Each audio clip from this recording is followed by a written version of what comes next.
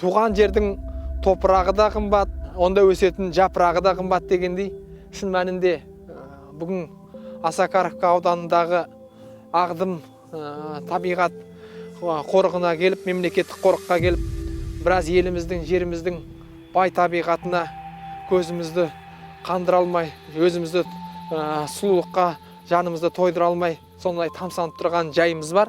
Бұл да қазаққа, осы Арқа жұртына Алланың берген сыйы.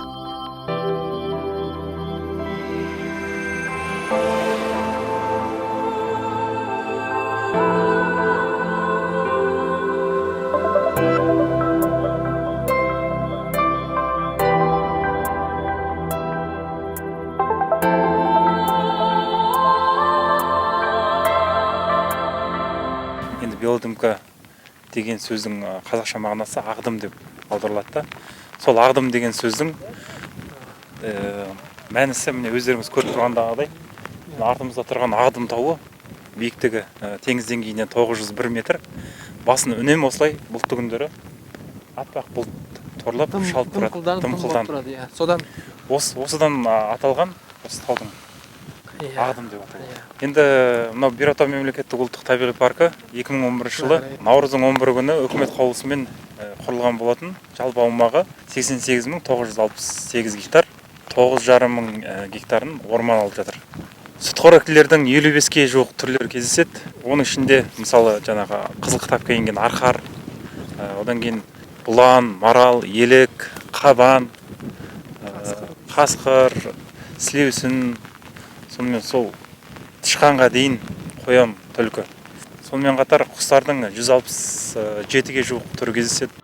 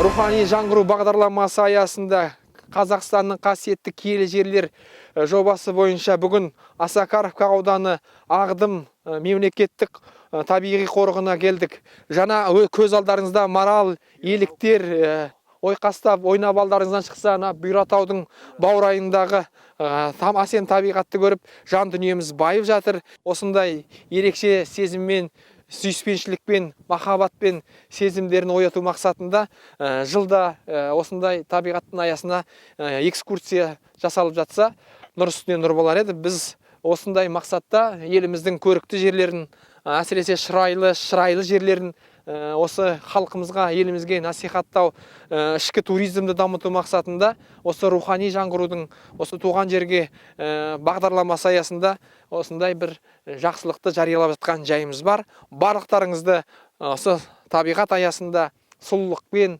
әсемдікпен жан дүниелеріңізді байытуға шақырамыз. 100 рет естігенше бір рет көр дегендей, келіңіздер, көзбен сұлулықты көріңіздер, бізге бірге болып осы табиғаттың сұлулығын тамашалаңыздар.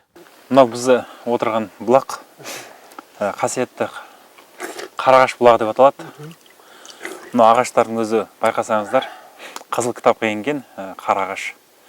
Қарағаш өскен жерде міндетті түрде бұлақ болады. Өздеріңіз байқап отырсаңыздар, бұның бір ерекшелігі күн батыстан шығысқа қарай ағып жатыр. Мінекей.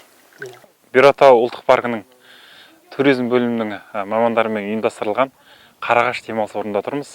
Өздеріңіз байқағандай, мінекей артымызда қазақи нақышта кигіз үй ұлттық ішкі туризмді дамыту мақсатында туристерді осында шақырамыз. Осында келіп, туристер табиғат аясында, таза ауада өздерінің жақсы көңіл күйде демалуға шақырамыз.